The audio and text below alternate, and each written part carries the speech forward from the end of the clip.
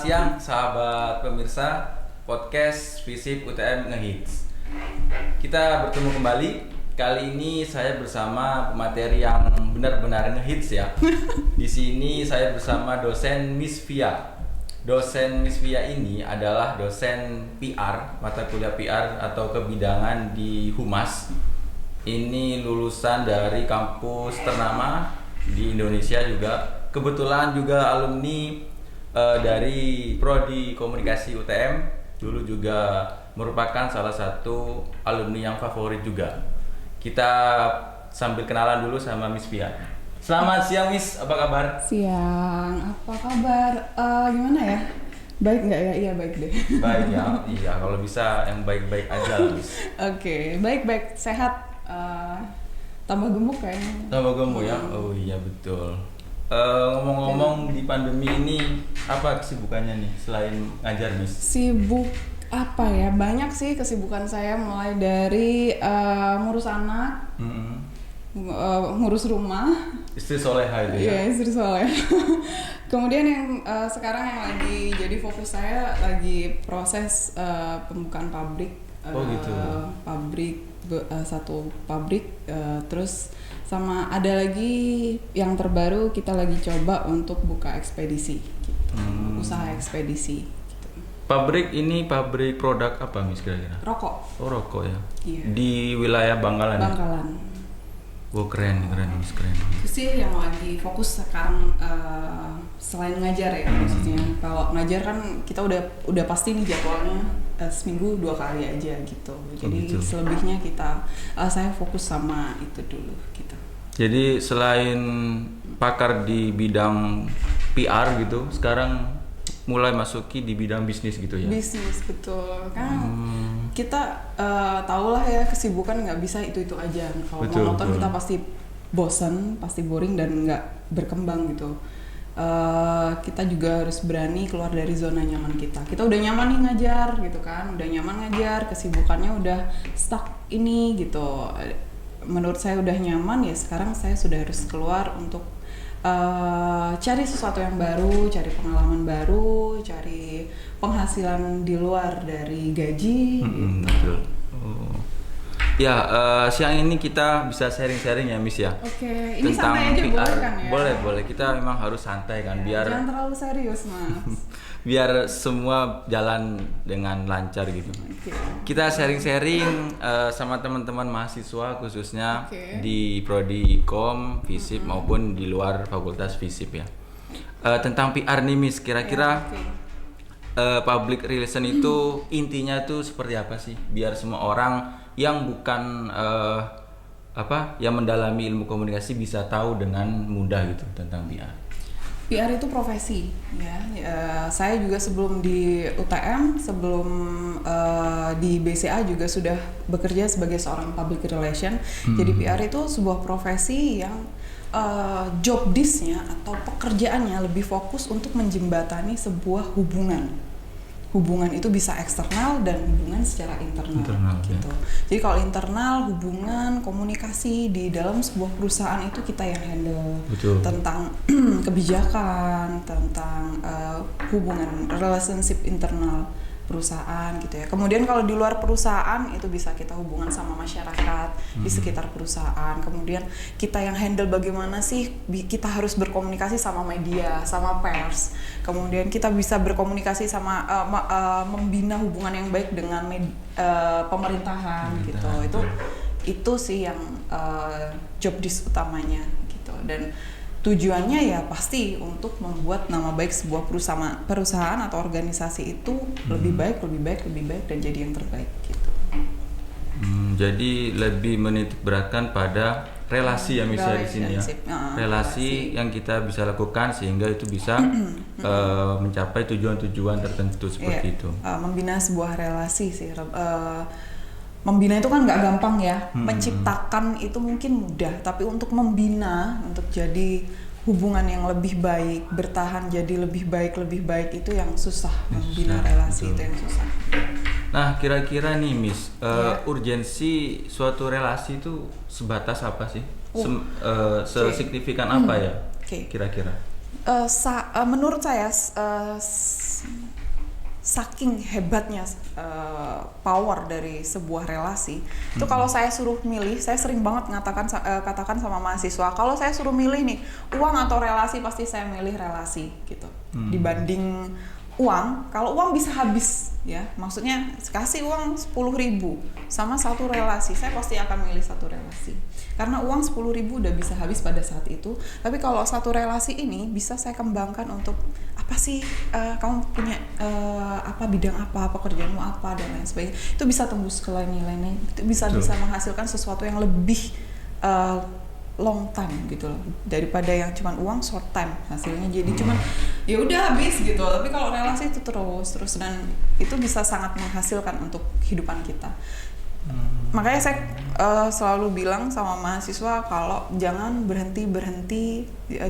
berhenti untuk menciptakan sebuah relasi baru, memperluas circle kamu, menambah kenalan kamu, itu jangan berhenti walaupun dari sejak kita jadi mahasiswa. Jadi step-stepnya, kalau boleh saya kasih trik, stepnya itu ketika kita jadi mahasiswa, jadi maba, kita harus mengembangkan satu tingkat dari posisi kita sekarang gitu. Ngerti nggak sih maksudnya? Ya, kita harus memperluas relasi itu satu tingkat lebih tinggi dari status kita. Contoh, kita jadi maba, yang harus kita lakukan memperluas relasi apa? Relasi di atas kita apa? Kakak tingkat. Kita harus banyak kenalan, banyak relasi kakak tingkat kita gitu. Nah, ketika kita sudah jadi kakak tingkat nih, kita udah jadi semester 4, 6 gitu ya, kita udah jadi cutting nih, kita harus memperbanyak relasi sama siapa? Senior. Perbanyak kenalan sama senior. Dan itu bisa membantu kamu kalau misalkan teman-teman mau skripsi, penelitian di luar kampus, mau KKN di luar kampus, mau magang di luar kampus, itu membantu gitu. Kemudian kalau sudah jadi senior, kita udah jadi alumni. Kalau udah jadi alumni maksudnya, kalau kita jadi alumni, kita harus memperluas relasi sama siapa? Kita harus memperluas relasi sama orang-orang yang sudah bekerja, gitu. Nah, kalau kita sudah bekerja, kita harus memperluas relasi sama siapa? Kayak kita nih sekarang ya. Kita udah bekerja nih sekarang ya, sudah posisi yang aman, PNS misalkan. Kita harus memperluas relasi sama siapa? Pengusaha. Kita harus cari relasi sebanyak-banyaknya sama orang-orang yang punya bidang usaha, macam-macam gitu. Kita harus punya banyak teman pengusaha. Supaya apa? Supaya kita termotivasi untuk bisa seperti mereka. Kita sudah harus bisa memperluas bidang pekerjaan kita, penghasilan kita. Kita harus buka segala sumber penghasilan. Mulai sekarang kita sudah mulai berpikirnya ke sana ya, kalau udah kerja gitu. Nah, kalau udah jadi pengusaha nih, memperluas relasi kemana kalau udah jadi pengusaha? Sama orang-orang yang punya banyak modal. Tambah Kita perluas, panjang lagi relasinya. Kita harus memperluas relasi ke orang-orang yang punya banyak modal, tapi punya keterbatasan untuk memanfaatkan modalnya tersebut. gitu. Nah, gitu. Itu sih. Berarti kalau dari deskripsi yang Miss Via sebutin tadi, otomatis Miss Via sudah membangun relasi yang di bidang pekerjaan. Contoh misalkan dengan dosen-dosen tetangga, psikologi, sasing, kemudian sosiologi, itu tentu relasi sudah terbangun dengan cukup baik, bukan begitu Miss ya? Lalu di luar bidang kerja, bisnis dan untuk pengembangan usaha tentu sudah dimaksimalkan ya. Terus mungkin ada sedikit ini ya Miss ya, bisa berbagi trik. Jadi ketika berbicara relasi gitu ya, itu kan sangat-sangat berkaitan dengan karakter seseorang yang introvert dan ekstrovert itu tadi. Ketika itu orang yang introvert gitu ya, pendiam, itu gimana sih caranya biar dia bisa membangun relasinya gitu? Takutnya dia menemukan hambatan-hambatan gitu Miss, seperti itu. Mungkin bisa sharing-sharing. Mungkin Miss punya teman atau pengalaman, oh gue pernah tahu nih orang yang introvert tapi dia bisa melakukan relasi dengan baik seperti itu.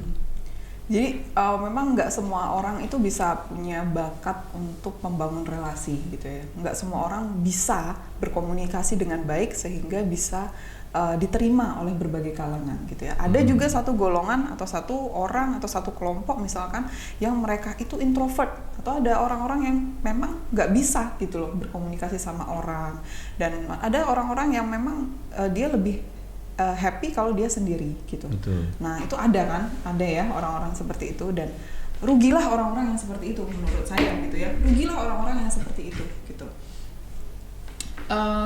Bisa nggak sih orang-orang seperti itu sukses? Ya pasti bisa. Kalau sukses itu bukan cuma dari relasi ya, sukses bisa dari dia kreatif dalam membuat desain dan lain sebagainya, walaupun introvert ya nggak masalah gitu. Tapi rugi sekali walaupun dia seorang yang jago desain sekalipun, kalau nggak punya relasi, desainnya ini mau dikemanakan kan rugi juga gitu kan. Jadi menurut saya orang-orang yang introvert segera berubah gitu.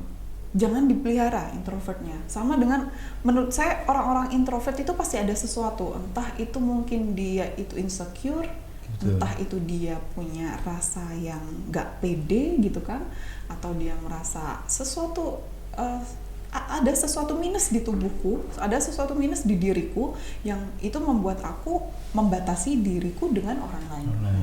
Jadi menurut saya itu introvert itu cepat-cepat dirubah, cepat-cepat orang-orang seperti itu cepat-cepat berubah lah, karena menurut saya itu rugi gitu, rugi sekali kalau orang-orang yang membatasi dirinya dengan orang lain itu rugi sekali gitu sih menurut saya. Jadi orang-orang introvert, orang-orang yang insecure itu yang bisa merubah ya dirinya sendiri gitu. Mau saya ceramah panjang lebar 2 jam gitu, kalau dirinya sendiri ngerasa kayak aku nggak mau, ya nggak mau gitu ya. Tapi kalau dirinya sendiri mengatakan kayaknya aku orang yang seperti ini gitu, kayaknya aku orang yang introvert memang, dan kalau aku rasa memang selama ini memang aku kalah jauh sama teman-temanku yang ekstrovert. Nah, oke, aku sadar kayaknya aku harus berubah ya itu gitu. Berarti memang dari diri sendiri harus dipompa dulu ya Miss ya, harus diupayakan gitu ya. Betul. Gitu, biar dia bisa melangkah lebih maju. Beda loh Mas Rio. Jadi kalau kita perhatikan nih Mas Rio, kalau udah nanti memperhatikan nih mahasiswa, kita kenal nih beberapa mahasiswa, satu angkatan kita kenal. Kita bisa lihat nih mana mahasiswa yang ekstrovert, mana mahasiswa yang pintar bergaul, mana mahasiswa yang dia punya banyak teman, punya banyak relasi, dan mana mahasiswa yang lempeng aja, diem aja. Setelah lulus, ketika kita tanya, udah kerja di mana? Yang banyak relasinya atau yang pintar bergaul ini cepat sekali punya kerja. Padahal mungkin secara akademik kurang gitu ya mungkin ya. Menurut saya penilaian akademik itu penting tapi bukan segalanya gitu. Karena saya pas sudah lulus, kita mungkin bisa melihat ya, yang pintar nggak selalu lebih di depan kita gitu ya. Yang pintar belum tentu sama sekali belum tentu gitu. Jadi bergantung pada dirinya sendiri ya misalnya dalam dia mengkonstruksi relasi dan mengubah dirinya yang awalnya mungkin introvert jadi ekstrovert gitu. Mahasiswa kan kebanyakan lebih fokus pada nilai ya. Padahal kalau menurut saya setelah saya bekerja, setelah kita sudah lulus kuliah, setelah kita sudah masuk ke dunia pekerjaan, bukan nilai sih yang lebih penting, tapi bekal. Maksudnya yang udah kita pelajari ini apa sih? Fungsinya apa sih di bidang pekerjaan kita gitu. Yang udah kita pelajarin kemarin tuh ngaruh nggak sih, banyak nggak sih gitu loh. Jadi kalau kita udah maksimal belajar waktu kuliah, ketika kita sudah masuk ke bidang pekerjaan yang sesuai dengan bidang kita nggak perlu belajar ulang. Kita nggak perlu ngulang lagi kemarin yang aku pelajari tentang PR apa ya, itu nggak perlu gitu loh. Beda sama kalau kita nggak beneran mempelajari sesuatu itu waktu kita kuliah, pas kita sudah bekerja pasti kita jadi bingung, kayaknya aku harus beli buku lagi tentang ini, membina relasi dengan ini pihak eksternal, tekniknya seperti apa, kayaknya aku harus belajar lagi, padahal waktu kuliah sudah dipelajari ya. Gitu. Dia kurang mengembangkan potensi pada saat kuliah tadi. Gitu. Jadi gitu teman-teman pemirsa, sahabat podcast Visip UTM Ngehits ya. Pentingnya sebuah relasi itu ternyata bisa menunjang kesuksesan teman-teman mahasiswa setelah mahasiswa nanti lepas dari prodi ilmu komunikasi atau dari kampus UTM tercinta ini gitu. Mungkin gitu Miss ya. Sharing-sharing kita siang hari ini, kita bisa lanjut ke topik berikutnya pada kesempatan yang lain kalau gitu. Terima kasih Miss Via sudah sharing-sharing ilmu dengan kami. Sampai ketemu lagi, sehat selalu dan sukses usahanya ya Miss. Amin. Terima kasih semuanya, selamat siang. Selamat siang.